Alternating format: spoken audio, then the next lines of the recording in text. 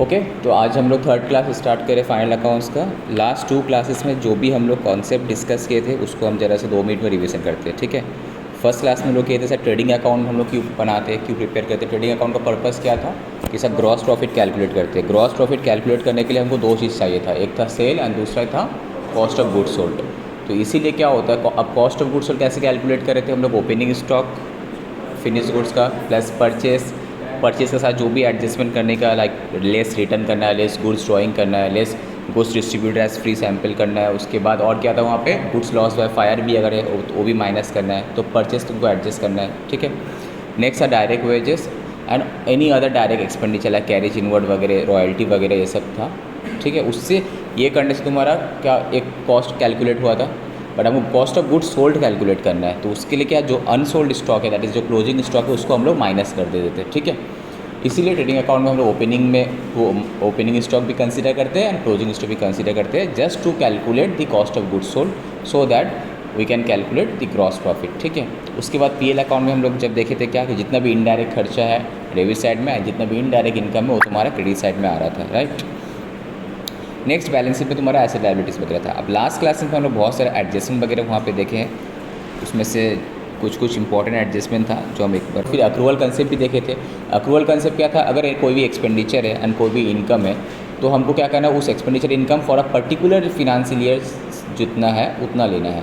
अगर इस particular expenditure के अंदर अगर कोई पास्ट ईयर का एक्सपेंडिचर का पेमेंट हुआ है या फिर फ्यूचर ईयर का एक्सपेंडिचर का एडवांस पेमेंट किए तो वो हम लोग एक्सक्लूड कर देते, माइनस कर देते, राइट। सिमिलरली कोई भी इनकम का अंदर अगर सपोज करेंट ईयर का इनकम अभी तक मिलना बाकी है तो उसको हम लोग ऐड करते थे, ठीक है। एंड पास्ट ईयर का अगर इनकम उसमें घुसा हुआ रहता तो माइनस करते थे, एंड फ्यूचर ईयर का अगर एडवांस इनकम रिसीव था वो भी माइनस करते थे। जो भी एडवांस इनकम रिसीव होता है वो यहाँ से माइनस हो जाएगा, वो मेरा बैलेंस शीट में लायबिलिटी साइड में जाएगा। जो भी एडवांस खर्चा हम करते हो मेरा क्या यहाँ से माइनस हो जाएगा, बैलेंस शीट में एसेट साइड में जाएगा। ये सब हम लोग देखे थे, ठीक है। नेक्स्ट ये सब जो सीए फाउंडेशन का मैथ में हम लोग जो एडजस्टमेंट देखे थे, यहाँ से पॉइंट नंबर एडजस्टमेंट का कहाँ था,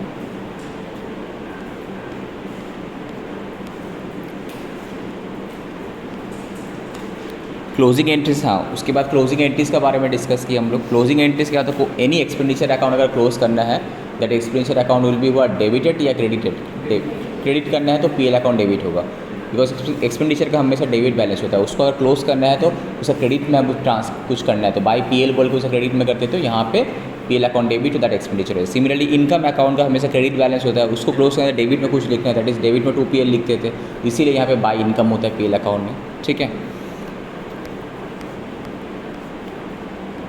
नेक्स्ट था तुम्हारा एडजस्टमेंट यहाँ पे, जैसे कि अक्रूड अगर कोई भी एनी आउटस्टैंडिंग खर्चा है तो हम लोग क्या करते हैं, उस करेंट ईयर का अगर आउटस्टैंडिंग खर्चा है तो पीएल अकाउंट में ऐड कर देते हैं हम लोग, और ये बैलेंस शीट में तुम्हारा लायबिलिटी साइड में चले जा रहा था। इस एक्सपेंडिचर का अंदर अगर पास्ट ईयर का कोई खर्चा पेमेंट हुआ है तो हटा देते थे हम लोग माइनस करके। अगेन कोई अगर प्रीपेड एक्सपेंसेस वगैरह, एडवांस एक्सपेंडिचर वगैरह, ये भी यहाँ से हट जाता था। एडवांस खर्चा है तो तुम्हारा कहाँ चले जाएगा बोलो, बैलेंस शीट का एसेट साइड में चले जाएगा, राइट। सेम इनकम का केस में भी सेम था, करंट ईयर का इनकम अगर मिलना बाकी है अक्रूड है तो पीएल अकाउंट में ऐड कर देते हम लोग। अगर इस इनकम के अंदर पिछले साल कोई इनकम घुसा हुआ तो उसको हटा दो। अगर एडवांस इनकम मिला है तो मेरा लायबिलिटी होगा, यहाँ से हट जाएगा, लायबिलिटी साइड में चले जाएगा, राइट। नेक्स्ट हम लोग देखे थे सर इसका, अगर कोई स्टोर्स आइटम है उसका अगर ओपनिंग स्टॉक वगैरह दिया हुआ, क्लोजिंग स्टॉक वगैरह दिया हुआ तो उसको हम लोग कितना स्टोर अल्टीमेटली कंज्यूम किए वो लिखते थे। तो ओपनिंग स्टॉक प्लस परचेस कितना के स्टोर माइनस क्लोजिंग स्टॉक तुम्हारा पास कितना स्टोर्स का, वो हम लोग करके कर रहे थे। Next provision for bad and doubtful debt, इसका तो हम लोग 2 कंसेप्ट हम लोग यहाँ पे सीखे थे। नॉर्मली क्या होता है, एक इसका पर्पस क्या होता है, provision for bad and doubtful debt का प्रोविजन इसलिए क्रिएट करते हैं सो दैट अगर इन फ्यूचर में बैड डेट हो तो हम उसे एडजस्ट कर पाए। तो इसीलिए क्या होता है कि हर साल कंपनी में कुछ ना कुछ प्रोविजन होता है। इसका 2 मेथड हम लोग देखे थे। फर्स्ट, अगर बैड डेट हुआ, प्रोविजन तुम्हारा पास ओपनिंग एक लेजर ओपन करना है, यहाँ पे देखना लेजर ओपन जो किया हुआ है तो वो दिख रहा होगा यहाँ पे स्क्रीन में। तो अगर लेजर ओपन करना है इसका हमेशा क्या क्रेडिट बैलेंस होगा, because any kind of provision is my reserve liability, तो हम लोग क्रेडिट बैलेंस था। उसके बाद तुमको देखना है कि अगर इस साल कोई बैड डेट हुआ होगा तो इसी प्रोविजन से एडजस्ट किए होंगे तो प्रोविजन कम हो गया होगा, तो bad debt account debit to that provision for doubtful debt हम लोग किए होंगे। अब तुमको स्टार्ट क्वेश्चन में बता देगा तुमको क्लोजिंग में प्रोविजन इतना करना है, तो क्लोजिंग में जितना ही प्रोविजन करना है वो कैलकुलेट जब हम लोग करते हैं डेटर से, अगर फर्दर बैड डेट है वो माइनस करके उसके बाद ही हम लोग करते थे, राइट। तो देखना इतना करना है। तो जो शॉर्टफॉल हो रहा है, ओपनिंग इतना था, कितना मेरा और एडजस्ट कर लिए, इतना और करना है, तो डिफरेंस जितना भी आएगा तुम्हारा पीएल अकाउंट में चले जाएगा करेंट ईयर में। अल्टीमेटली पीएल अकाउंट में कितना जाएगा, जो बैलेंस फिगर है, तो बाई पीएल बोल के हैं, जैसे कि यहाँ पे 1,30,000 था। एक फंड देखे थे, इसको अगर हम एक लेजर फॉर्म में भी कर सकते या फिर एक नॉर्मल तुम स्टेटमेंट फॉर्म में कर सकते। ओपनिंग था तुम्हारे पास प्रोविजन इतना, अब बैड डेट हुआ इतना, अगर शॉर्टफॉल हुआ तो और उतना से प्रोविजन करने पड़ेगा। अगर ज़्यादा बैड डेट कम है तो एक्स्ट्रा जो था उसको तुम हटा सकती हो, ठीक है। उसके बाद इतना जो शॉर्ट प्रोविजन था वो तो करना ही है, प्लस इस साल का प्रोविजन इतना रखना है, तो दैट प्लस दिस करके एक, जैसे कि लास्ट सम्स में हम लोग देखे थे लास्ट क्लास का 1,30,000 हम लोगों का आ रहा था, ठीक है।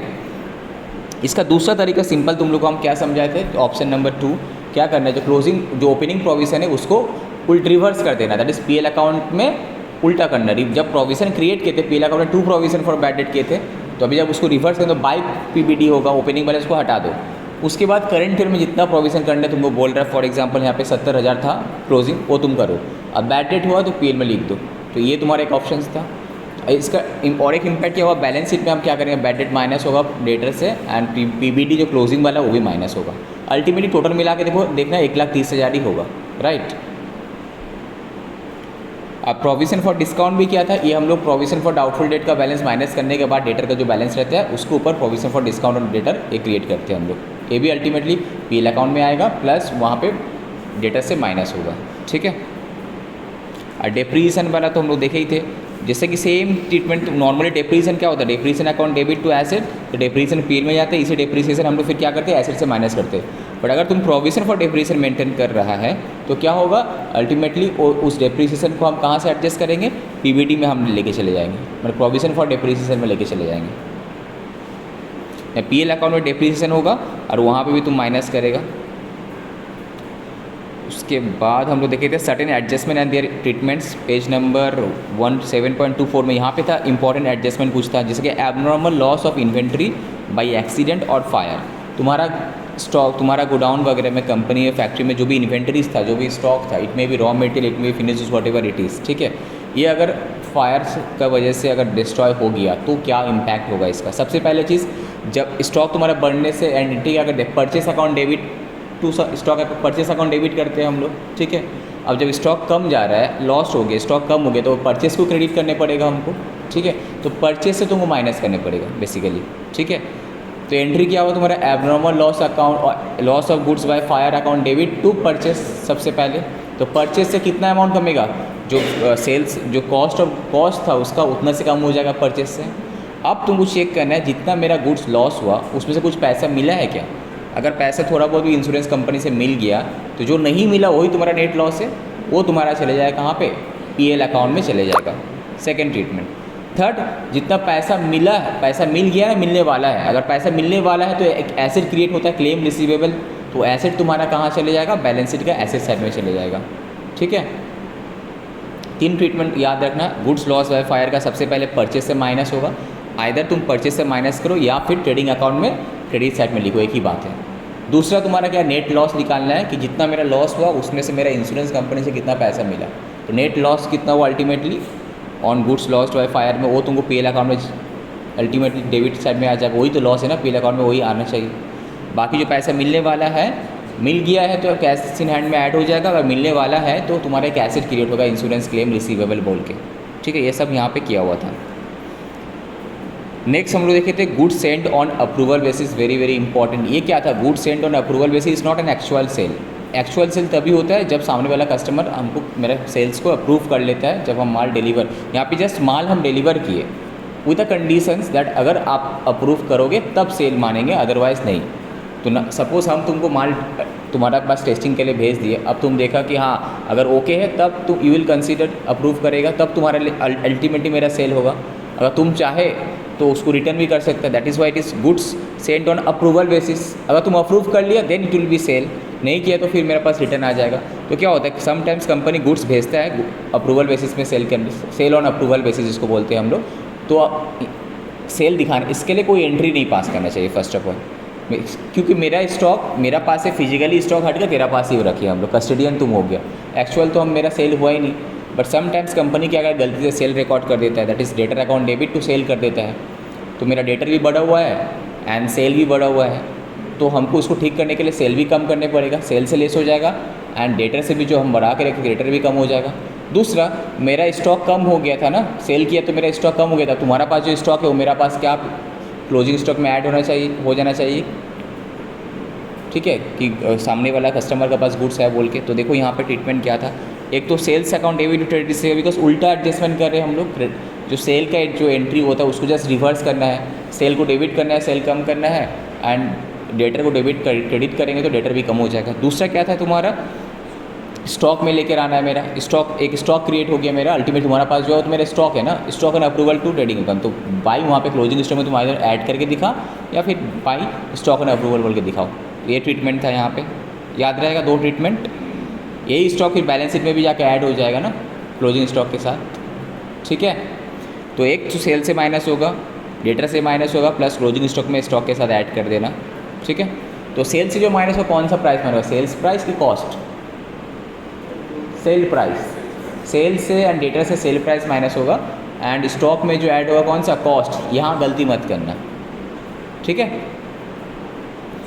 नेक्स्ट 3rd नंबर एडजस्टमेंट था कि goods used other than for sale. Suppose जब सेल नहीं हुआ, गुड्स को अदर पर्पस में अगर हम यूज़ करें, क्या क्या पर्पस हो सकता है गुड्स यूज़ करने का, ड्राइंग्स हो गया गुड्स का, तो ड्राइंग होने से गुड्स का क्या होता है, drawing account debit to purchase, तो परचेस से ड्राइंग माइनस होगा और यही ड्राइंग फिर कैपिटल से माइनस होगा।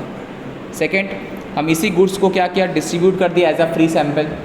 डॉक्टर लोग का मेडिसिन कंपनी में क्या होता है, फ्री सैम्पल हिसाब से मेडिसिन वगैरह डिस्ट्रीब्यूट कर, काइंड ऑफ एडवर्टाइजमेंट होता है ये। तब ये तो मेरा एडवर्टाइजमेंट का खर्चा है, तो advertisement account debit to purchase, purchase से कम होगा, एंड पीएल अकाउंट में एडवर्टाइजमेंट में दिखाना है, ठीक है। उसके बाद क्या था, सपोज मेरा गुड्स को यूज़ करके हम कुछ काम किया, सपोज बिल्डिंग में, सपोज मेरा सीमेंट वाली का हम लोग का ये था, ट्रेडिंग था, अब सीमेंट वाली को यूज़ करके हम कुछ बिल्डिंग बनाया, प्लांट मशीनरी बनाने में यूज़ हुआ, तो यहाँ पे गुड्स तुम्हारा यूज़ हो रहा, तो क्या होगा, दैट खर्चा अकाउंट डेबिट टू परचेस। और आज 4th नंबर वाला था कमीशन बेस्ड ऑन प्रॉफिट वाला। यहाँ पे क्या है, कुछ नहीं, 2 सिचुएशंस यहाँ पे आ सकता है। एक बोल रहा है कि net profit commission on net profit before charging such commissions, एक है तुम्हारा commission on net profit after charging such commission. Suppose क्या है, तुमको क्वेश्चन दिया हुआ रहेगा कि जो भी तुम्हारा नेट प्रॉफिट आएगा उसका इतना % कमीशन देना है सामने वाला मैनेजर को, ठीक है। तो यहाँ पे क्वेश्चन है, बोल दे कि बिफोर चार्जिंग आफ्टर चार्जिंग। अगर बिफोर चार्जिंग वर्ड है तो नॉर्मली सपोज तुम्हारा क्वेश्चन में आंसर में प्रॉफिट आया 1 लाख नेट प्रॉफिट, अब 1 लाख के ऊपर सपोज 10%, तो 1 लाख के ऊपर 10% कमीशन दे देंगे। उसके बाद नेट में प्रॉफिट कितना आएगा, 1 लाख माइनस 10% उसका जो भी होता है 10,000, तो 90,000 प्रॉफिट होगा तुम्हारा। ये तो एकदम बिफोर चार्जिंग बोला तो एकदम सिंपल है, जो नेट प्रॉफिट आया उसका ऊपर इतना % तो ये प्रॉफिट आएगा, तो उसके बाद जो अल्टीमेटली फाइनल मेरा प्रॉफिट आया। बट अगर क्वेश्चन बोला कि आफ्टर चार्जिंग, तो कुछ नहीं, ये मान के चलना है, ये जो तुम्हारा नेट प्रॉफिट आया ये तुम्हारा कमीशन माइनस करने के बाद, आफ्टर चार्जिंग वर्ड जहाँ पे भी लिखा हुआ रहेगा, सपोज तुम्हारा प्रॉफिट आया 100, ठीक है, बट प्रॉफिट आया नॉर्मल में 100, अब बोला ये जो प्रॉफिट है ये तुम्हारा कमीशन चार्ज करने के बाद है। तो अगर सपोज कमीशन 10 रुपया है, ठीक है, एंड प्रॉफिट एक्चुअल में फाइनल प्रॉफिट आएगा तुम्हारा 100 रुपया, तो अगर हम कमीशन के साथ अगर देखेंगे तो कितना आएगा मेरे को, 110 रुपया ना, 10 + 110, तब ना फिर कमीशन माइनस करेंगे तब जाकर अल्टीमेटली रिजल्ट मेरा 100 आएगा। तो आफ्टर चार्जिंग वर्ड जब भी रहेगा तो क्या करना, जो भी प्रॉफिट का बैलेंस है उसको तुमको डिवाइड करना है 100 प्लस उस % से, जितना ही % बोल रहा है यहाँ पे। सपोज 10% तो 110 से डिवाइड करना है, 5% तो 105 से डिवाइड करना है। अब तुमको कैलकुलेट क्या करना है, सपोज को प्रॉफिट कैलकुलेट करना है इंटू 100, और तुम कमीशन कैलकुलेट करना है इंटू दैट % ऑफ कमीशन, ठीक है। देखो यहाँ पे एक एग्जांपल है, फॉर एग्जांपल दिख रहा है page number 7.26 CA foundation math. If net profit before commission इस ₹1 लाख, बिफोर कमीशंस देने से पहले नेट प्रॉफिट 1 लाख था, and manager is entitled to a commission of ₹10% net profit before charging such commission. तो सिंपली 1 लाख का 10% 10,000, तो फाइनली मेरा प्रॉफिट कितना हुआ ना, 90,000। तो एंट्री क्या, commission account debit to commission payable, तो कमीशन अकाउंट डेबिट मेरा पीएल में खर्चा आया, at the same time payment करना बाकी है, तो एक लाइबिलिटी भी क्रिएट हुआ मेरा, तो बैलेंस शीट में लाइबिलिटी साइड में आ जाएगा कमीशन पेएबल बोल के, एंड मेरा प्रॉफिट आएगा 90,000। सेम क्वेश्चन अगर बोलता, सेम क्वेश्चन कि आफ्टर चार्जिंग वर्ड अगर रहता तो क्या होता, तो ये जो मेरा प्रॉफिट था 1 लाख, ये 110 का वैल्यू था इसका मतलब, तो कमीशन कितना होगा इंटू 10, देखो उसका आंसर आएगा तब 90,091, तब आंसर डिफरेंट होगा, प्रॉफिट भी डिफरेंट होगा। ठीक है, अगर आफ्टर चार्जिंग वर्ड लिखा हुआ है, जो भी प्रॉफिट दिया हुआ उसको डिवाइड करना है 100 प्लस उस परसेंटेज से। अगर कमीशन कैलकुलेट करना है इंटू कमीशन का परसेंटेज, अगर डायरेक्ट प्रॉफिट ही कैलकुलेट करना है इंटू प्रॉफिट का, प्रॉफिट कितना 100 110 से डिवाइड करना है और 100 से मल्टीप्लाई करना है। ठीक है, ये जब समझ आएगा और डिटेल में हम करा देंगे। अब आ जाओ क्वेश्चन नंबर 5, इसमें तो डाउट नहीं रहना चाहिए। क्वेश्चन नंबर 5 में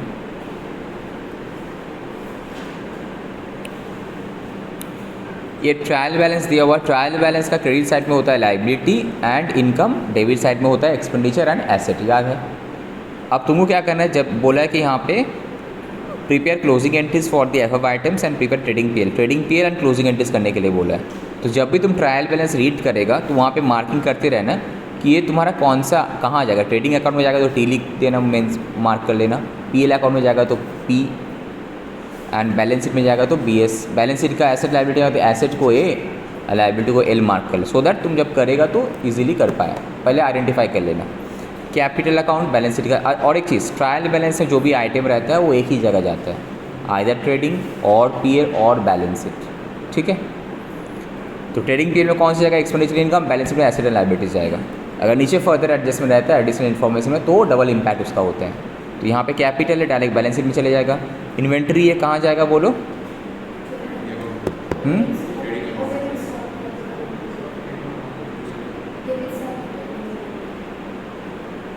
वहाँ जाएगा ना, बैलेंस शीट में जाएगा। देख लेते परचेस में क्या बोला है। अच्छा, नीचे अलग से क्लोजिंग स्टॉक दिया है, ओपनिंग स्टॉक है इसका मतलब। ठीक है, कैश इन हैंड दिया हुआ है बैलेंस शीट में। Machinery balance sheet, purchase account trading, wages account trading, salaries account PL, discount allowed PL, discount receive PL, sundry office expenditure PL, sales account trading, sums owing by customer, trade receivable customer से मिलेगा तो asset, trade payable देना है तो liabilities. ठीक है, अब बोल रहा है कि नीचे क्लोजिंग स्टॉक है, दैट मीन्स ऊपर वाला जो है तुम्हारा ओपनिंग स्टॉक था। ठीक है, value of closing inventory on 31 March 2020 was 2,70,000। ठीक है, तो ये तुम्हारा वहाँ भी जाएगा एंड बैलेंस शीट में भी जाएगा। Prepare the closing entries, closing entry तुम लोगों को पता है, ट्रेडिंग अकाउंट से जो भी कोई भी खर्चा अगर है तो खर्चा डेबिट होगा ना क्रेडिट होगा, यहाँ पे क्रेडिट होगा और डेबिट होगा। अगर ट्रेडिंग अकाउंट में आने वाला है तो ट्रेडिंग अकाउंट में डेबिट होगा, अगर पीएल में जाना चाहिए तो पीएल अकाउंट डेबिट होगा। तो इसीलिए पहले बोले ना मार्क कर लेने के लिए कौन कौन सा ट्रेडिंग में जाएगा। तो खर्चा है तो trading account debit to that खर्चा। इनकम है तो क्या हुआ, income account debit to the trading account. PL है, पीएल अकाउंट डेबिट टू खर्चा। इनकम है, income account debit to PL. ठीक है,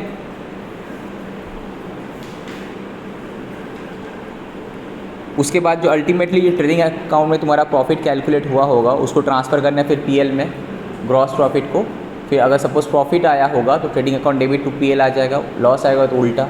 फिर पीएल अकाउंट में जो प्रॉफिट आया होगा उसको फिर कैपिटल में ट्रांसफ़र करना है। प्रॉफिट आया होगा तो PL account debit to capital हो जाएगा, लॉस आया होगा तो capital account debit to PL account हो जाएगा। ये सब चीज़ याद रहे, ये दो स्टेप हो छूटना नहीं चाहिए, ये दो एंट्री प्रॉफिट ट्रांसफ़र वाला। एक तो ग्रॉस प्रॉफिट ट्रेडिंग में ट्रांसफ़र होगा एंड पीएल अकाउंट का जो प्रॉफिट है वो तुम्हारा फिर कैपिटल में ट्रांसफ़र, ये दो तुमसे छूट सकता है। सो बी केयरफुल, इसमें तो एडजस्टमेंट कुछ है ही नहीं, नथिंग। अब आ जाते हैं हम लोग बैलेंस शीट। ठीक है, शीट बताओ तो बैलेंस शीट क्या होता है, what does balance sheet reflect, क्या रिफ्लेक्ट करता है बैलेंस शीट, बताओ Sneha. As on particular date, on a particular date एक कंपनी, एक फर्म जो भी है वट एवर इट इज़, उसका क्या क्या एसेट है, क्या क्या लाइबिलिटीज़ है वो रिफ्लेक्ट करता है। इट इज़ फाइनेंशियल पोजीशन ना फाइनेंशियल रिजल्ट, क्या पोजीशन, फाइनेंशियल पोजीशन क्या है कंपनी का वो यहाँ से रिफ्लेक्ट हो सकता है, एसेट लाइबिलिटीज़। ठीक है, बैलेंस शीट के एसेट लाइबिलिटी मैच क्यों रहता है, बोलो। स्टार्टिंग क्लास में तुम लोग को हम समझाए थे बैलेंस शीट का एसेट लायबिलिटी मैच क्यों रहता है, बोलो बोलो, बेसिक क्वेश्चन तुमसे पूछ रहे।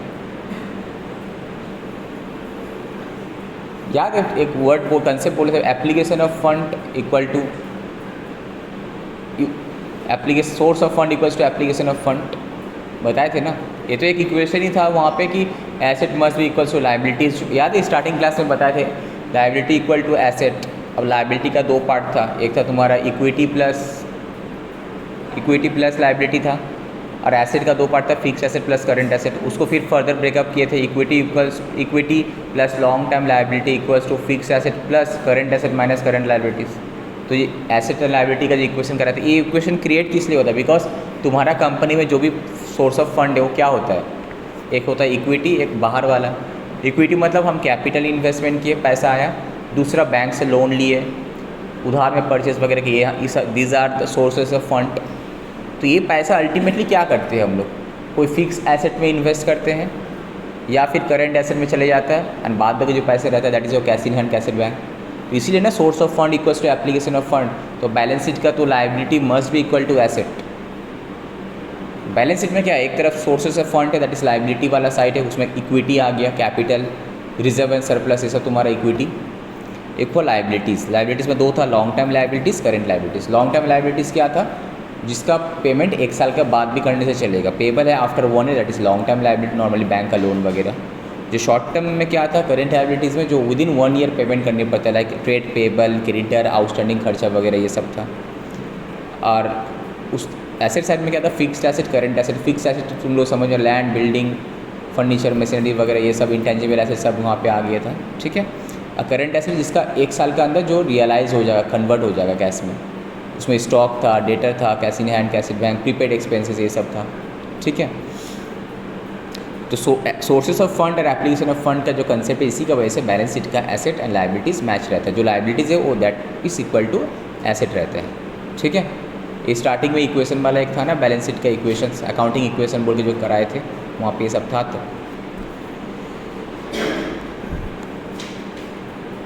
अब देखो यहाँ पे क्या है, एसेट में क्या क्या हो, ये तो तुम लोगों को पता ही है क्या क्या है यहाँ पे, जैसे लिखा है यहाँ पे। एक होता है, अब क्वेश्चन है कि यहाँ पे एसेट स्टार्टिंग में जो सीक्वेंस मेंटेन करते हैं हम लोग बैलेंस शीट में, तो एक होता है लिक्विडिटी अप्रोच, एक होता है परमानेंस अप्रोच।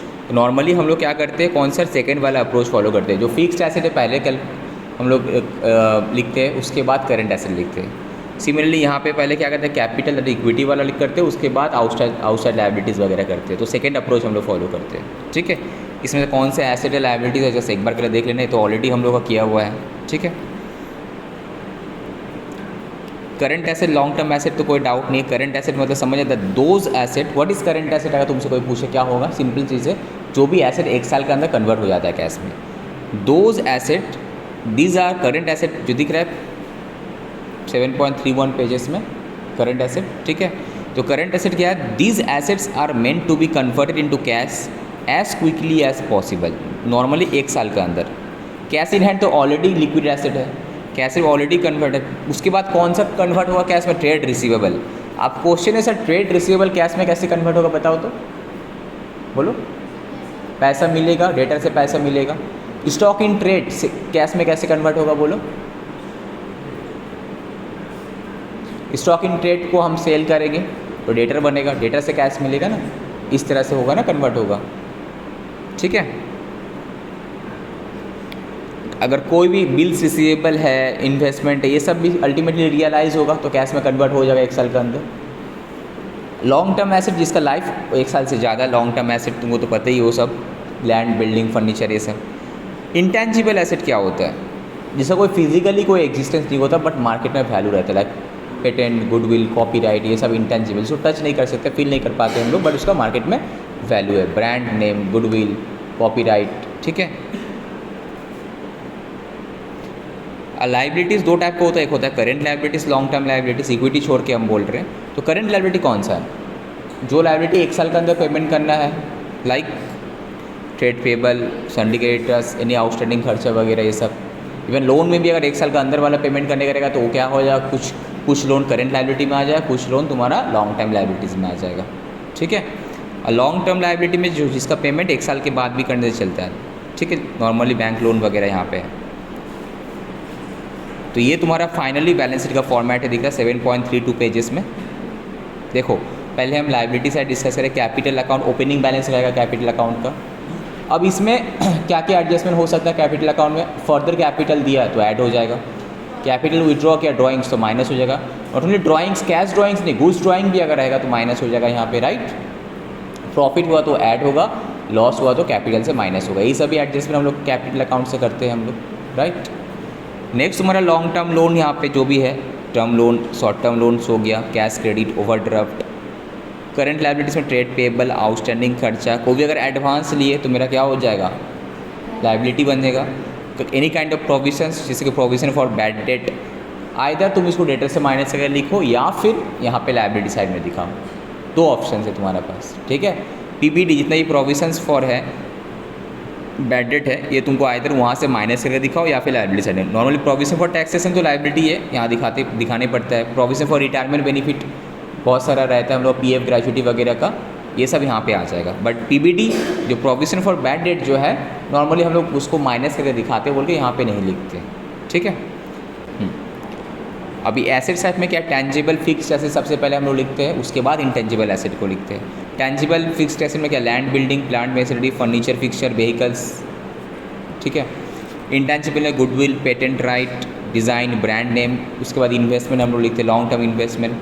शॉर्ट टर्म होगा तो करंट एसेट में आ जाएगा, ठीक है। करंट एसेट में इन्वेंट्री आ गया, ट्रेड रिसीवेबल आ गया, short term investment, any kind of prepaid expenditures asset था ना, बताए थे जो एडवांस अगर हम किसी को दिए हैं, लोन दिए हैं, तो वो भी मेरा एसेट होगा, ठीक है।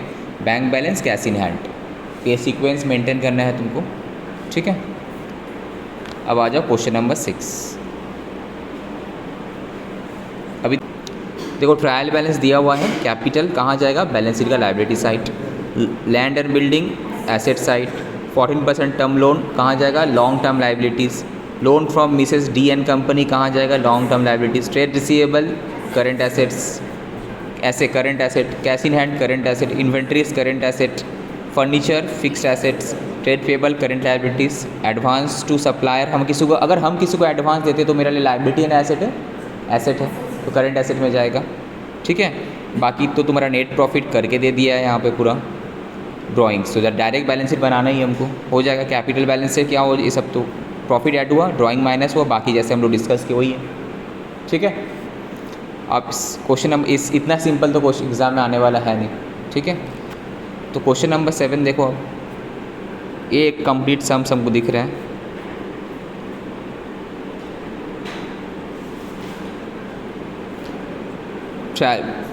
The balance sheet of Thapar on 1st April 2019 was as follows। Balance sheet तुम्हारा दिया हुआ है, ओपनिंग बैलेंस शीट दिया हुआ है यहाँ पे, ठीक है। मतलब लास्ट ईयर का तुमको जाग रहा है ना, अच्छा सामने आ जाओ। ट्रेड पेबल दिया हुआ है, एक्सपेंस पेबल है, कैपिटल है, ओके ठीक है। प्लांटर मशीनरीज दिया हुआ है, furniture and fixture, trade receivable, cash and bank, inventories, ये सब तुम्हारा ओपनिंग डेटा है, ओपनिंग एसेट, ओपनिंग लायबिलिटीज़, ठीक है। नेक्स्ट बोला करंट ईयर में क्या क्या हुआ है, बोल रहा है during 2019-20 PL account revealed a net profit of rupees 18,30,000, तो पीएल अकाउंट का प्रॉफिट भी दे दिया है, ठीक है, अच्छा बात है। This was after allowing for the following, मतलब ये सब एडजस्टमेंट करने के बाद कौन कौन से एडजस्टमेंट हम किए हैं। Rent receive from property let out 3 lakh, property को लेट आउट किए थे, वहाँ से रेंट मिला 3 लाख, तो पीएल अकाउंट में इनकम में लिखे होंगे हम लोग, ठीक है। उसके बाद बोला कि depreciation on plant and machineries at the rate 10% and furniture 5%। तो डेप्रिसिएशन कैसे होगा, जो ओपनिंग एसेट का वैल्यू होता है, ठीक है, उसी के ऊपर होगा। ओपनिंग एसेट प्लस परचेस, तो क्लोजिंग एसेट आएगा उसके ऊपर होता है, तो परचेस तो ड्यूरिंग द ईयर कुछ है नहीं, तो जो ओपनिंग एसेट था उसी का ऊपर ही डायरेक्ट डेप्रिसिएशन चार्ज हो जाएगा। नॉर्मली डेप्रिसिएशन क्या होता है, उस पर एज ऑफ क्लोजिंग डेट में क्या वैल्यू है एसेट का उसके ऊपर। अब वैल्यू मतलब ओपनिंग प्लस एडिशंस, कुछ सेल होता तो माइनस हो जाता वहाँ से, ठीक है। जैसे कि जब डेप्रिसिएशन चैप्टर हम लोग करेंगे, देखना ओपनिंग एसेट का वैल्यू रहेगा, प्लस परचेस करेंगे तो ऐड होगा, सेल किए होंगे तो माइनस होगा कॉस्ट से, उसके बाद जो वैल्यू आएगा उसी के ऊपर हम लोग डेप्रिसिएशन कैलकुलेट करते हैं। तो यहाँ पे तो बीच में कोई ट्रांजेक्शन हुआ ही नहीं है, जो ओपनिंग एसेट का वैल्यू था प्लांट एंड मशीनरीज का, फर्नीचर एंड फिक्सचर्स का, उसको ऊपर 10% एंड 5% करना है, सिंपल है। ये माइनस भी हो जाएगा बैलेंस शीट में और पीएल अकाउंट में डेप्रिसिएशन में आ भी जाएगा, ये ऑलरेडी पीएल अकाउंट में कर दिया है। अब बोला provision for doubtful date 5% of the trade receivable, तो ट्रेड रिसीवेबल कितना था ओपनिंग में 14 लाख। अब ड्यूरिंग द ईयर अगर कुछ हम सेल किए होंगे तो ऐड हुआ होगा, पैसा मिला तो माइनस हुआ होगा, तो यहाँ पे कुछ बोल ही नहीं रहे। अच्छा क्लोजिंग एसेट दिया है, तुमको जो डेप्रीसिएशन कैलकुलेट करना है, नीचे देखो क्लोजिंग एसेट तो दे दिया है, दिख रहा है, his current asset but while preparing, उसके बाद देखो नीचे देखो his current asset and liabilities as of 31 March 2020, तो क्लोजिंग एसेट दिया हुआ रहेगा। इन्वेंट्रीज दिया है, ट्रेड रिसीवेबल दिया है, तो प्रोविजन फॉर डाउटफुल डेट जो कैलकुलेट करेंगे ओपनिंग पे नहीं, क्लोजिंग जो एसेट का वैल्यू दिया हुआ है डेटर का उसके ऊपर कैलकुलेट करना है। उसके बाद कैश एट बैंक दिया हुआ है, ट्रेड पेबल दिया हुआ है, ठीक है, बट देखो फिक्स्ड एसेट का वैल्यू नहीं दिया हुआ है। इट मीन्स जो ओपनिंग था क्लोजिंग भी अभी वही होगा, बस डेप्रीसिएशन माइनस करने के बाद अल्टीमेटली फाइनल क्लोजिंग बैलेंस निकलेगा, ठीक है। जिसका नहीं दिया हुआ तो हम लोग यही अज्यूम करते हैं जो ओपनिंग था वही क्लोजिंग है, बट बिफोर डेप्रीसिएशन है वो है, तो अभी डेप्रीसिएशन माइनस करके हम लोग लिखेंगे, ठीक है। देखो बट उससे पहले अब देखो वहाँ पे but while preparing the PL account ही had forgotten to provide for outstanding expenses of ₹1,80,000।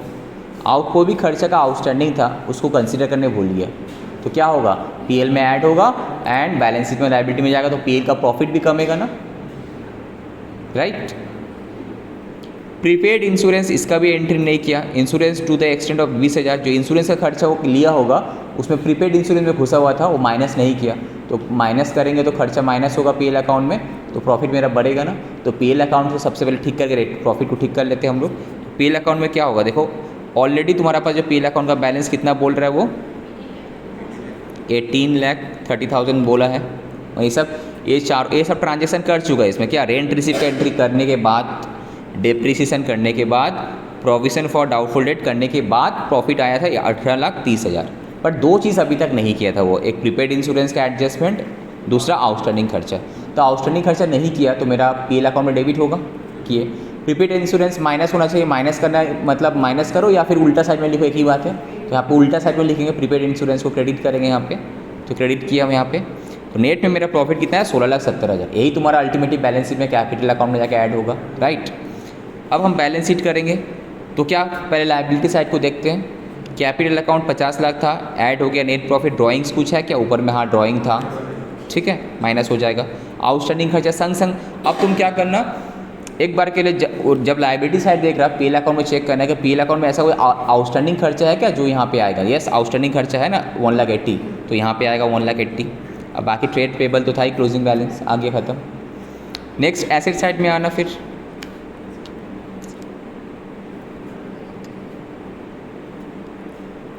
फिर एसेट साइड में आना, ठीक है। इन लोग लिक्विडिटी अप्रोच फॉलो किया, हम लोग ऊपर से स्टार्ट करेंगे। पहले फिक्स्ड एसेट, उसके बाद करंट एसेट्स करेंगे हम लोग, ठीक है। तो पहले plant and machineries depreciation minus कर देना, फर्नीचर्स एंड फिक्चर से भी डेप्रीसिएशन माइनस करना। ये डेप्रीसिएशन ऑलरेडी PL में माइनस किया हुआ बोल के अलग से हम लोग माइनस नहीं किया, राइट। उसके बाद तुम्हारा आएगा डेटर से भी provision for doubtful date minus करना, बट PL अकाउंट में माइनस किया हुआ है। उसके बाद तुम्हारा आ जाएगा प्रीपेड क्या इन्वेंटरीज आ जाएगा, trade receivable, cash at bank आ जाएगा। प्रीपेड इंश्योरेंस डोंट फॉरगेट, वहाँ पे तुम माइनस किया था ना PL अकाउंट में, तो यहाँ पे एसेट क्रिएट हुआ तुम्हारा वो, तो यहाँ पे आ जाएगा, ठीक है। ये छोटा सा सम से देख लेना।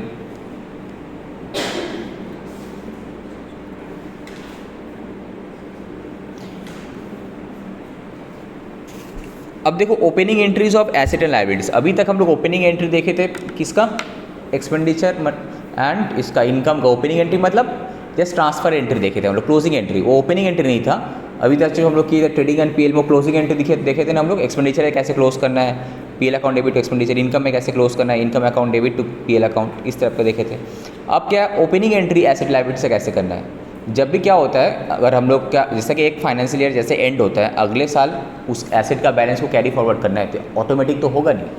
अगर एक टैली जो अकाउंटिंग सॉफ्टवेयर है वहाँ पे क्या करता है, अकाउंटिंग एंट्री मारता है, वो क्या करता है जितना भी एसेट का बैलेंसेस है उसको क्या करेगा बोलो, अगर कैरी फॉरवर्ड कर लेके आना है करेगा, लायबिलिटीज़ को भी लेगा, नेट में जाके तुम्हारा एक कुछ होगा तो एसेट अकाउंट क्या होगा तुम्हारे यहाँ पे डेबिट हो जाएगा सर। जितना भी ओपनिंग एसेट अकाउंट है ना, इस साल में एसेट हमको लाना है, जितना भी ओपनिंग बैलेंसेस है सब डेबिट होगा, जितना भी एसेट है। और ओपनिंग लायबिलिटीज सब क्रेडिट होगा, एसेट डेबिट होना चाहिए, लायबिलिटी क्रेडिट होना चाहिए। तो इस साल लेकर आ गए हम। और एसेट और लायबिलिटी का बीच का जो गैप है वो क्या होता है, कैपिटल ना। एसेट और लायबिलिटीज़ का बीच का जो गैप होता है क्या होता है, कैपिटल होता है ना। Asset minus liability equal to what, capital. तो जब भी ओपनिंग एंट्रीज तुमको करना है तो ओपनिंग एसेट डेबिट होगा, ओपनिंग लायबिलिटीज क्रेडिट होगा, और दोनों का बीच का डिफरेंस हो क्या होगा, कैपिटल। देखो यहाँ पे वो ही किया है, इलस्ट्रेशन 8 दिख रहा है, दिख रहा है तुम लोग। तो जितना भी एसेट है सब देखो डेबिट किया है, लायबिलिटीज क्रेडिट किया, कैपिटल अकाउंट को बैलेंसिंग फिगर किया। इस तरह से ओपनिंग एंट्री करने पड़ता है। नॉर्मली एसीपी वगैरह में क्या होता है, कैरी फॉरवर्ड ऑटोमेटिक हो जाता है, बट टैली वगैरह में इसको करने पड़ते हैं एंट्री मार के, छोटा सॉफ्टवेयर में। तो ऐसे opening entry asset and liability से कैसे करेगा, asset account debit, liability account credit, difference capital. Obviously capital तो क्रेडिट में ही होगा, ठीक है।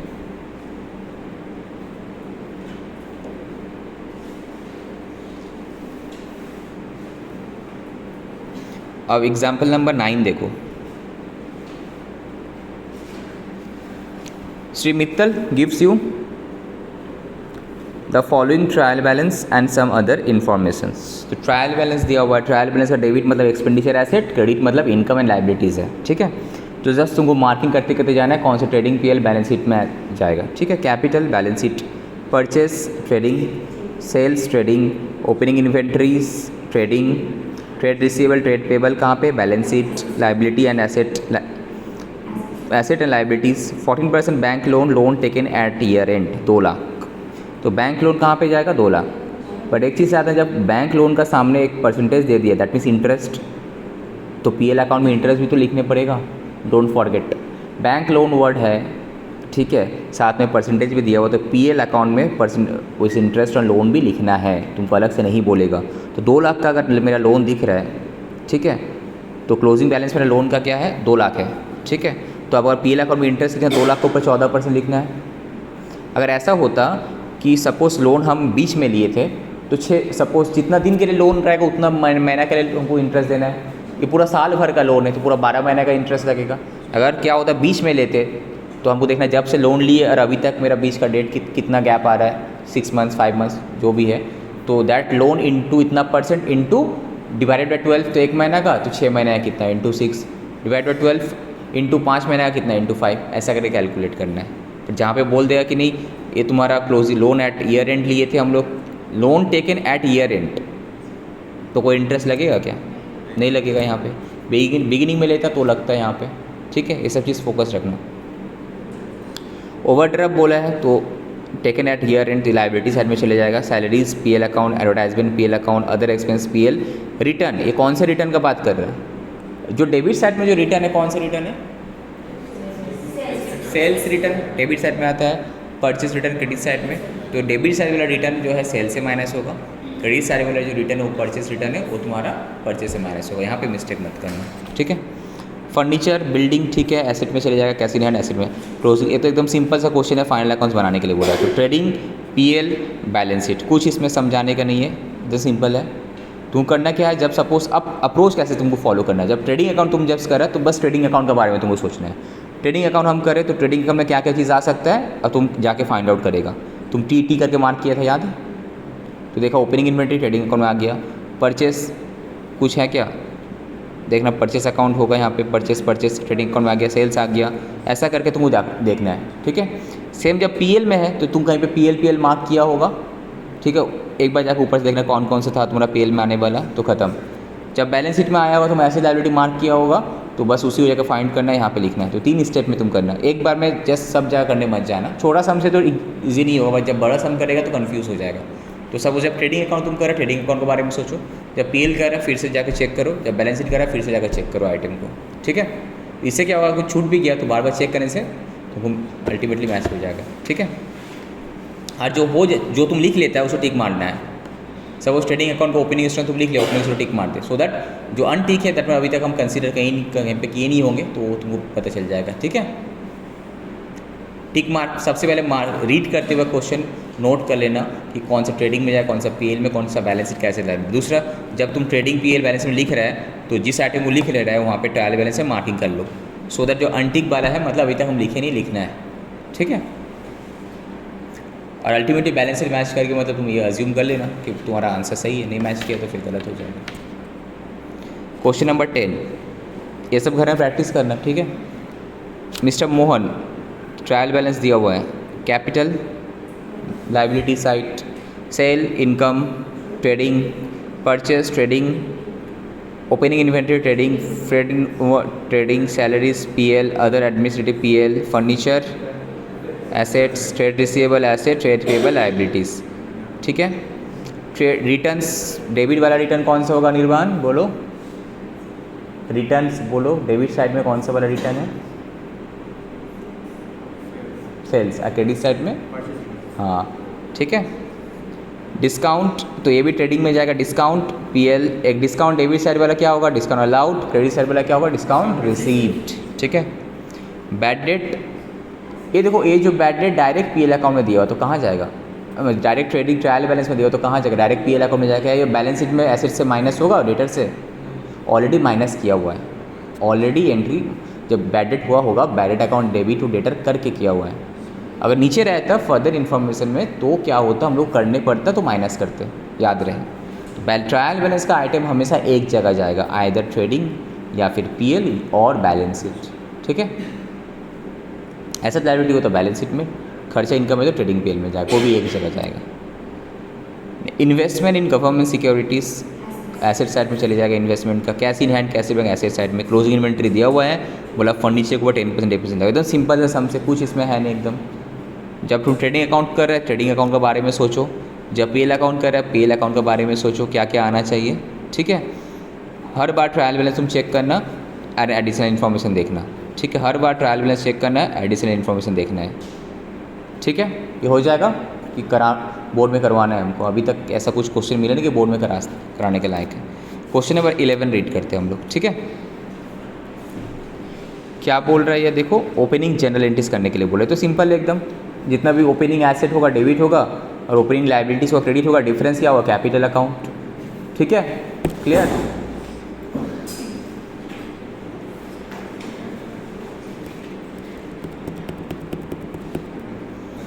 एक चीज़ यहाँ पे देखो, प्रोविजन फॉर डाउटफुल डेट है ना, ट्रेड रिसीवेबल से माइनस के बाद 6200, तो तुमको एज ए लायबिलिटी ट्रीट करना। तो तुम क्या करें, ट्रेड रिसीवेबल 1,88,000 ग्रॉस में दिखाना डेबिट में। ठीक है, और पीबीडी लायबिलिटी बोल कर दिखाना। बात तो एक ही है, नेट में अल्टीमेटली हो जाएगा 1,81,800। ठीक है, अब क्वेश्चन नंबर 12 डिस्कस करते हैं। अच्छा सम से, ये हुआ तुम्हारा अच्छा वाला सम से 12। अभी तक रीड नहीं किया, एडजस्टमेंट देखने से समझ में आएगा। ठीक है, बड़ा है। क्वेश्चन नंबर 12 देख के तो लग रहा ठीक ठाक सम्स होगा।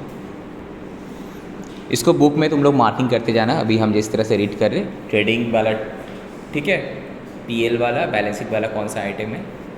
ओके, अब क्या, जब फिर नीचे फर्स्ट स्टेप जब तुम ट्रायल बैलेंस रीड किया, मार्क कर लिया कौन सा ट्रेडिंग, कौन सा पीएल, कौन सा बैलेंस शीट, कैसे लायबिलिटी। सेकंड स्टेप जब तुम एडिशनल इन्फॉर्मेशन रीड करेगा ट्रायल बैलेंस का, तो उस एडिशनल इन्फॉर्मेशन जिस भी आइटम को इफेक्ट कर रहा, वहाँ पे जाके उस एडजस्टमेंट नंबर को नोट करना, बता देंगे अभी। चलो पहले रीड करते हैं। कैश इन हैंड बोलो, repeat.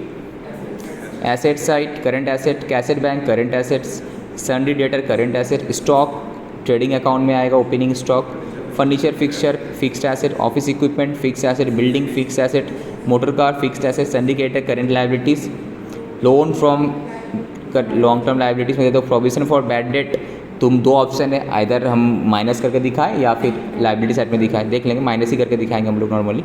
Purchases, trading account, purchase return, trading account, sales return हो गया। Salaries PL, rent for godown PL, interest on loan from Vishwanath PL, rent and taxes PL, discount allow creditor PL, discount receive PL credit में। Freight on purchases कहाँ जाएगा, trading में जाएगा। ठीक है, carriage outward PL, outward है, outward, inward नहीं है, आउटवर्ड है, तो कहाँ जाएगा, पीएल। ड्राइंग्स कहाँ जाएगा, कैपिटल से माइनस होगा, बैलेंस शीट कैपिटल से माइनस होगा, राइट। स्टेप फॉलो कर, हम जिस तरह से करें वही स्टेप फॉलो करना, तो मिस्टेक्स नहीं होगा। Printing stationeries PL account, electricity charges PL account, insurance premium PL, general office expenses PL, bad debts PL, only PL, not it will not be deducted from debtors because already minus किया हुआ है। ठीक है, bank charges PL, motor car expenses PL, capital account liability. ठीक है, यहाँ तक तो समझिए कौन सा आइटम कहाँ जाएगा। अब देखना है कि कौन सा आइटम के साथ एडजस्टमेंट है। अब एडजस्टमेंट रीड करते हैं हम लोग। ठीक है, बोला prepare the trading PL balance sheet after making the provision for the followings, मैंने ये सब का एडजस्टमेंट करने के बाद डेप्रिसिएशंस क्या बोला देखो, building used for business by 5%, तो 5% डेप्रिसिएशन होगी सब बिल्डिंग के ऊपर, ठीक है। तो बिल्डिंग में मार्किंग कर लो कि डेप्रिसिएशंस होगा, एक नंबर एडजस्टमेंट है ना, बिल्डिंग जहाँ पे था वहाँ पे 1 लिख लो, इट मीन्स 1 नंबर एडजस्टमेंट है। तो इसका इम्पैक्ट एक तो बैलेंस शीट से डेप्रिसिएशन माइनस होगा, दूसरा पीएल अकाउंट में डेप्रिसिएशन ऑन बिल्डिंग जाएगा, राइट। दूसरा फर्नीचर एंड फिक्सचर 10%, ये भी फर्नीचर एंड फिक्सचर में भी 1 मार्क कर लो। फिर क्या बोला, 1 steel table purchase during the year for rupees 14,000 वह सोल्ड फॉर सेम प्राइस, 14,000 में परचेज किए थे एंड 14,000 में सेल हम कर दिए, but the sale proceeds were wrongly credited. अब देखो रेक्टिफिकेशन ऑफ एरर्स भी यहाँ पे घुसा दिया, but the sale proceeds were wrongly credited to sales account. इसका रेक्टिफिकेशन ऑफ एरर्स क्या होगा बताओ,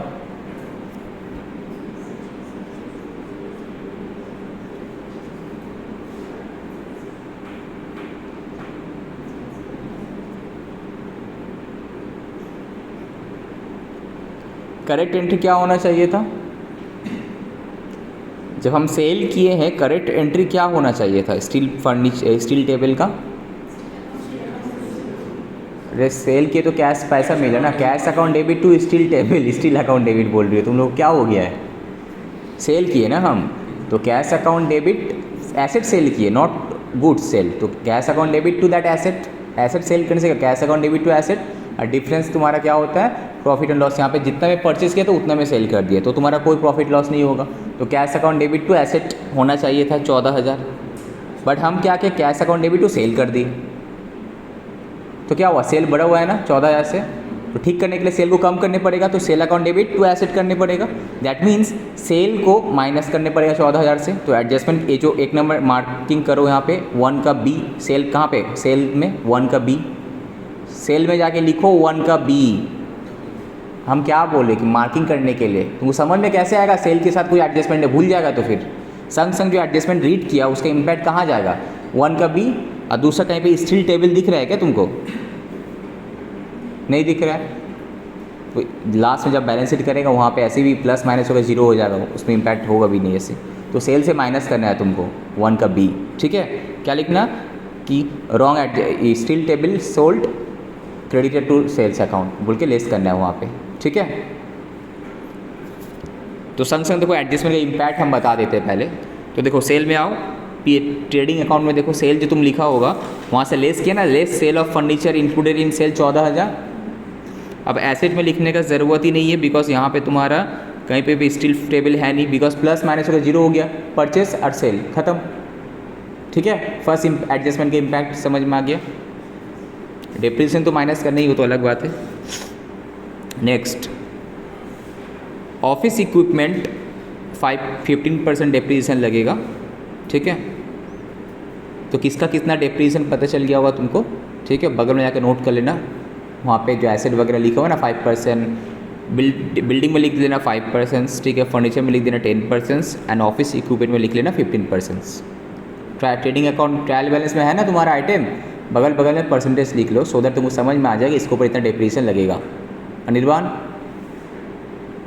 समझ में आ रहा है हम क्या बोल रहे हैं, डेप्रिसिएशन तो नोट कर लो वहाँ पे। Next purchase of a typewriter during the year for rupees 40,000 has been wrongly debited to purchase. देखो रेक्टिफिकेशन ऑफ एरर्स, इसका एंट्री क्या होगा बोलो, टाइपराइटर परचेज करने से एंट्री क्या होना चाहिए था, typewriter account debit to cash by या फिर जो भी लाइबिलिटी है, बट हम that should have been the correct entry, but हम रॉन्ग एंट्री क्या किए, purchase account debit to cash किए।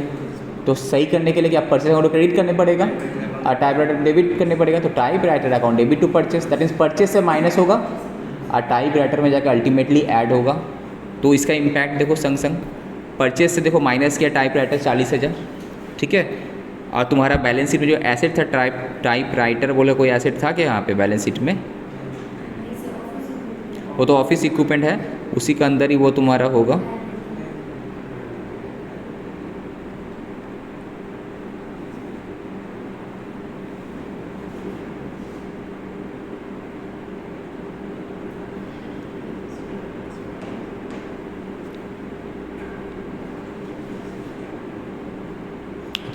ऑफिस इक्विपमेंट का अंदर था, तो वहाँ पे ऐड करने पड़ेगा। ऑफिस इक्विपमेंट में ऐड करके उसका अंदर तुम उसके बाद डेप्रिसिएशन माइनस करना है, ठीक है, 40,000 को ऐड करके। अभी फ़िलहाल ऑफिस इक्विपमेंट का बैलेंस कितना था? ऑफिस इक्विपमेंट का बैलेंस कितना था देखो तो 1,60,000 था, तो और 40,000 से ऐड हो जाएगा ना, 2 लाख हो जाएगा, उसके बाद डेप्रिसिएशन माइनस करना, ठीक है। जो भी डेप्रिसिएशन जो होता है एसेट में एडजस्ट करने के बाद हमेशा माइनस करना, ठीक है। तो इसीलिए देखो रेक्टिफिकेशन ऑफ एरर्स हम समझा दिए थे। आप समझ में आ रहा है वो सब क्लासेस का इंपॉर्टेंस क्या है? तुम्हारा बेस तो स्ट्रांग हो गया देख रहे हो, वाह गुड जियो, क्या बात है।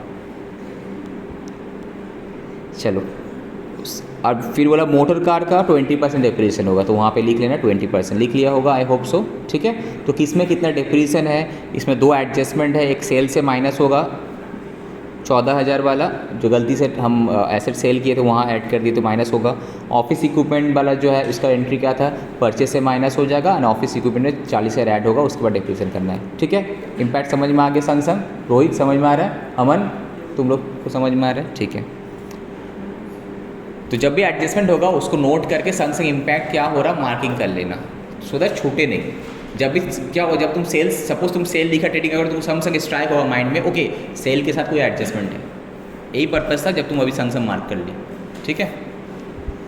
नेक्स्ट ये तो क्लोजिंग स्टॉक का वैल्यू छोड़ो। 2 मंथ्स का rent for godown is outstanding, इसका इम्पैक्ट क्या होगा बोलो? मतलब गोडाउन का रेंट जो है अभी पेमेंट करना बाकी है, तो कोई भी खर्चा अगर आउटस्टैंडिंग है तो क्या होता है, खर्चा अकाउंट डेबिट टू आउटस्टैंडिंग खर्चा, दैट मीन्स पीएल अकाउंट में खर्चा में ऐड होगा, eight the same time double impact balance sheet में लायबिलिटी साइड में भी जाएगा, डबल इम्पैक्ट बोले थे ना। तो अब क्वेश्चन है कि सर कितना, हाउ टू कैलकुलेट, तो देखो गोडाउन रेंट फाइंड आउट करो कहाँ है, रेंट फॉर गोडाउन 55,000 है, तो ये जो 55,000 है ये कितना महीना का है, इसका मतलब 10 महीना का है।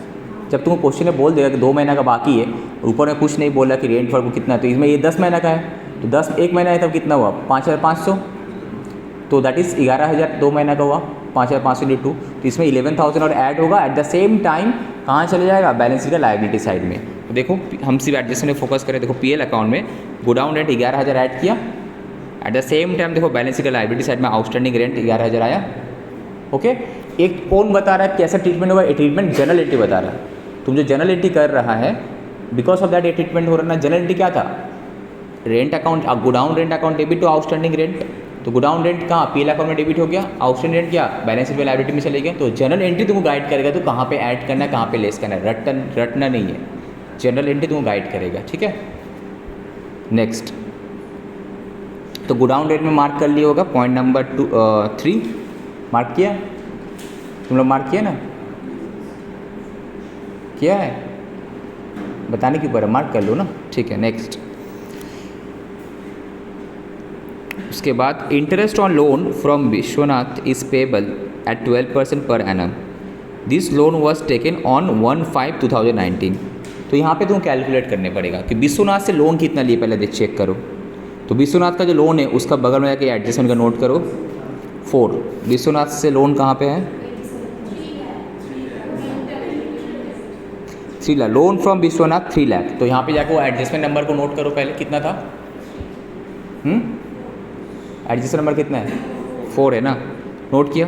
तो देखो 3 लाख जो लोन लिए, कब लोन लिए हम 1/5 को लिए 2019, तो कितना महीने का इंटरेस्ट देने पड़ेगा हमको 11 मंथ ना, तो 3 लाख इंटू वो परसेंटेज इन डिवाइडेड बाय 12, एक महीना का, तो 11 महीना के इंटू 11, याद है। अब इतना लोन इतना इंटरेस्ट बनता है, तो कैलकुलेटर में कैलकुलेट करके देखो कितना इंटरेस्ट बनता है, 3 लाख इंटू जितना परसेंट था लोन का डिवाइडेड बाय 12, तो एक महीना का, तो 11 महीने का लोन कितना इंटू 11 कितना आता है, देखो कैलकुलेटर कहाँ है,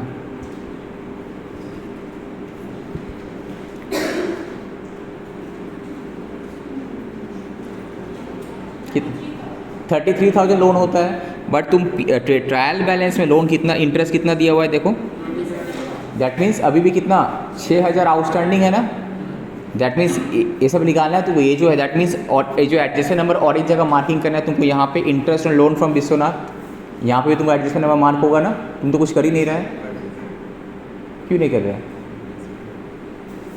घर में कर लेना, ठीक है। तो दैट मीन्स तुम जब PL अकाउंट में interest on loan from Vishwanath लिखेगा तुमको याद रहना चाहिए, ठीक है, कि इसके साथ कुछ हमको आउटस्टैंडिंग इंटरेस्ट भी ऐड करना है। कितना? 5,000 का, 6,000 का। साथ ही साथ ये कहाँ चले जाएगा? लाइबिलिटी साइड में भी चले जाएगा। देखो यहाँ पे देखो ऐड किया है, कहाँ गया? लोन आउटस्टैंडिंग बोल के 6,000 लोन ऐड किया PL अकाउंट में, एंड साथ ही साथ तुम्हारा यहाँ पे लाइबिलिटी साइड में आ जाएगा। समझ में आया? जब भी तुम्हारा क्वेश्चन लोन दिया हुआ है, अगर बता दिए कि कब हम लोन लिए, तो पहले कैलकुलेट कर लो भाई इंटरेस्ट कितना होना चाहिए और कितना दिया है। जो नहीं दिया वो आउटस्टैंडिंग है, ऐड करो एंड वो लाइबिलिटी साइड में भी चले जाएगा। ठीक है, जिस तरह से हम बोल रहे उस तरह से करना, मार्किंग करके, तो मिस्टेक नहीं होगा। Next, provision for bad debt is to be maintain 5% of sundry debtor. तो सन्डी डेटर का क्लोजिंग बैलेंस जितना है उसको वो 5% मेंटेन करना है, तो PL अकाउंट में चले जाएगा एंड कहाँ चले जाएगा? बैलेंस शीट में, वहाँ माइनस हो जाएगा। देखो PL अकाउंट में आ जाएगा, यहाँ पे कहाँ गया?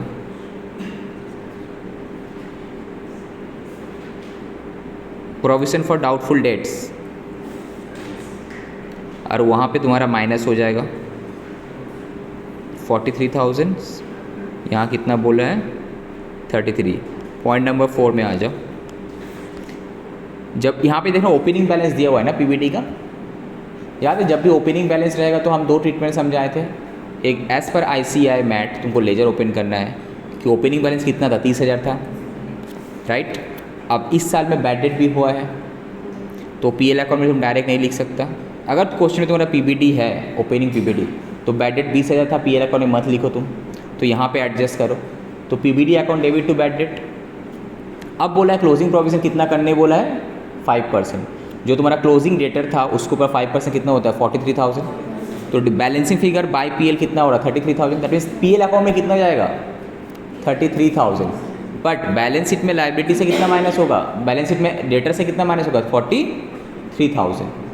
ठीक है, एक ट्रीटमेंट हुआ। दूसरा ट्रीटमेंट तुम क्या कर सकता है? जो ओपनिंग PBT है उसको PL अकाउंट में उल्टा साइड में लिख के ख़त्म कर दो। करंट ईयर का जो PBT बोला है जितना 43 लिख लो एंड 20,000 बैड डेट लिख लो। अल्टीमेटली घुमा फिरा के आंसर तुम्हारा PL अकाउंट में वो 33,000 ही जाएगा।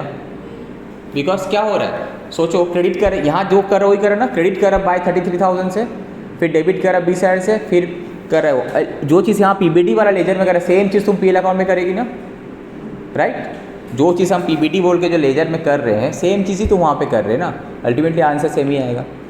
ठीक है, बट एज़ पर हमको ICAI का मैट को फॉलो करना है, तो बस यही करना तुम लोग। अगर provision for bad date, doubtful debt है, क्वेश्चन है बैड डेट भी है, अगर ओपनिंग वाला प्रोविजन दिया हुआ है तो ओपनिंग जो था वो तो ओपनिंग है, प्लस बैड डेट का entry PBT account debit to bad debt to balance closing provision क्या होगा? जो डेटर का बैलेंस है उसके ऊपर, तो डिफरेंस बाय PL में चले जाएगा। तो जितना PL में जाना चाहिए उतना PL में लेके जाओ। तो बैड डेट को PL में नहीं लिख पाएंगे हम इस सिचुएशन में, इस कंसेप्ट में अगर इस अप्रोच फॉलो करेंगे तो बैड डेट नहीं लिख पाएंगे हम यहाँ पे, क्योंकि bad debt will be adjusted in PBT account.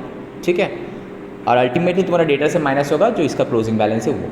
ठीक है, स्टार मार्क देके रखना इंपॉर्टेंट है, इसमें मिस्टेक्स हो सकता है तुम लोग। दूसरा तरीका क्या है हम बताएं? सेकंड बोलो, दूसरा तरीका क्या है? ओपनिंग PBT को उल्टा साइड में लिखना है PL अकाउंट का बाई ओपनिंग PBT बोल के, उसके बाद जो bad debt and closing provision लिखना है, सिंपल, एंड वहाँ से माइनस हो जाएगा तुम्हारा ओनली क्लोजिंग प्रोविजन एसेट से। अल्टीमेटली आंसर घुमा फिरा के एक ही है। ठीक है,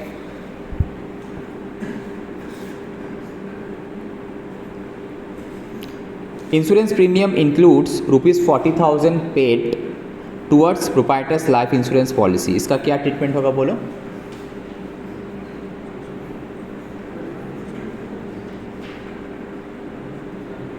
ड्राइंग्स होगा ना ये, तो एंट्री क्या होना चाहिए? Drawings account debit to insurance account. खर्चा अकाउंट कम हो जाना चाहिए, तो खर्चे से माइनस होगा और कैपिटल से माइनस हो जाएगा एज अ ड्राइंग्स। तो इंश्योरेंस अब तुमको एडजस्ट, दो जगह एडजस्ट करना है, कैपिटल में हिट कर रहा है और दूसरा, तो दोनों जगह तुमको मार्किंग करना है ना, ये एडजस्टमेंट नंबर को, एडजस्ट नंबर 6, जहाँ जहाँ इसको हिट, जो हिट करेगा वहाँ वहाँ मार्किंग करना है तुमको। तो कैपिटल में मार्क करो 6 एंड कहाँ पे? इंश्योरेंस कहाँ गया? इंश्योरेंस प्रीमियम में 6, तो वहाँ से माइनस हो जाएगा 40 से, कितना? 40,000 माइनस हो जाएगा इंश्योरेंस प्रीमियम से। Eight the same time drawing के साथ ऐड होकर माइनस होगा वहाँ से। देखो यहाँ पे इंश्योरेंस प्रीमियम को माइनस किया होगा, कहाँ गया इंश्योरेंस प्रीमियम? 12,000 हो गया ना माइनस होके। ठीक है, वहाँ ड्राइंग से देखो माइनस किया इंश्योरेंस प्रीमियम 40,000। ठीक है, कैपिटल से माइनस किया।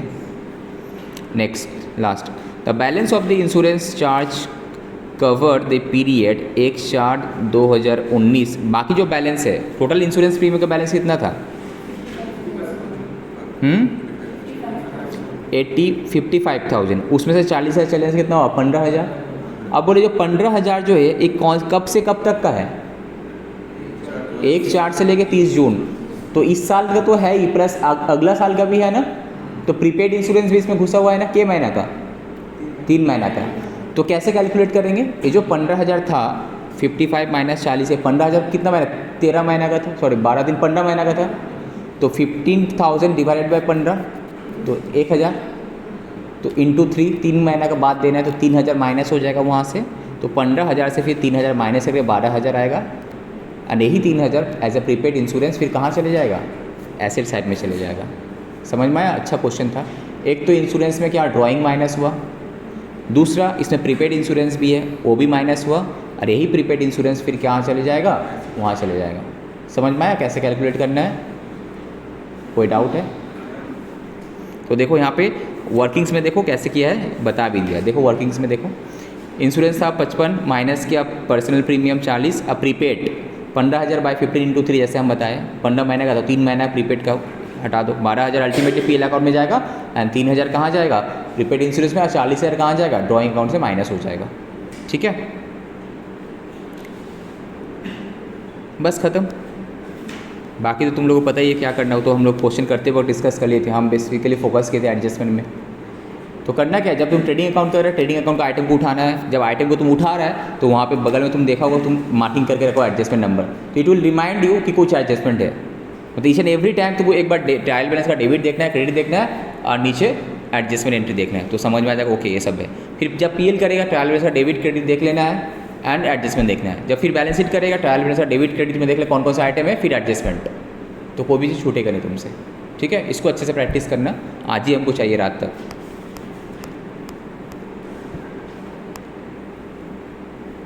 क्वेश्चन नंबर 13 में आ जाओ।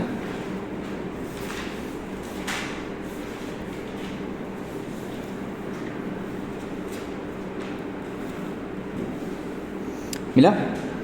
क्रिम्सन लिमिटेड का PL account includes the following informations. Depreciation है 57,500, bad debt return of 21,000, increase in provision for doubtful debt 18,000, propose dividend 15,000, retain profit 20,000, liability for tax 4,000। State which of the items 1 से लेकर 6 above are transfer to provision. कौन कौन सा item इसमें से provision में चले जाता है, कौन कौन सा आइटम रिजर्व में जाता है, and see neither related to provision not reserve. ऐसे इसमें से कौन कौन सा आइटम है जो प्रोविजन में चले जाएगा। डेप्रिसिएशन, प्रोविजन फॉर डेप्रिसिएशन अगर है तो वहाँ एडजस्ट चले जा सकता है। बैड डेट रिटर्न ऑफ हम लोग क्या करते हैं, प्रोविजन में तो नहीं जाएगा, उसको हम लोग एडजस्ट करते हैं हम लोग। ठीक है, इंक्रीज इन पीबीडी 3 नंबर वाला प्रोविजन में जाएगा। प्रपोज डिविडेंड ये तुम्हारा रिजर्व में ट्रांसफर करते, कोई प्रोविजन नहीं, एक रिजर्व मेंटेन करते, वहाँ नहीं जाएगा। रिटेन प्रॉफिट भी एक रिजर्व है। लाइबिलिटी फॉर टैक्स ये तो प्रोविजंस हैं, तो प्रोविजन बेसिकली डेप्रिसिएशन हो गया, उसके बाद प्रोविजन फॉर डाउटफुल डेट हो गया, एंड लाइबिलिटी फॉर टैक्स हो गया। रिजर्व कौन सा है, propose dividend, retain profit, sorry only propose dividend. अब बाकी तुम्हारा यही है, तुम कौन सा बैड डेट रिटर्न ऑफ कुछ मतलब नहीं है, रिटेन प्रॉफिट कुछ मतलब नहीं है। उसके बाद देखो summary of all adjustment are as follows. यहाँ पे जितना भी एडजस्टमेंट एंट्री था सबका समरी है, इसको तुम लोग घर पे करना, ऑलरेडी डिस्कस कर चुके हैं हम। थोड़ा शॉर्ट में बताते हैं, थोड़ा फास्ट, टाइम कम है। क्लोजिंग स्टॉक कहाँ जाएगा, बैलेंस शीट का एसेट साइड में जाएगा, ट्रेडिंग अकाउंट का क्रेडिट साइड में जाएगा। ओके, दो तरीका, अगर एडजस्टमेंट में है तो क्या होगा, अगर ट्रायल बैलेंस में है तो क्या होगा। दो, अगर एडजस्टमेंट में है तो डबल इम्पैक्ट, अगर ट्रायल बैलेंस में है तो क्या होगा। इस तरह से पढ़ के आना, लास्ट क्लास में इसको डिस्कस करके फिर हम नेक्स्ट सम सब कराएंगे। ठीक है, तो आज यहीं पे हम एंड करते हैं।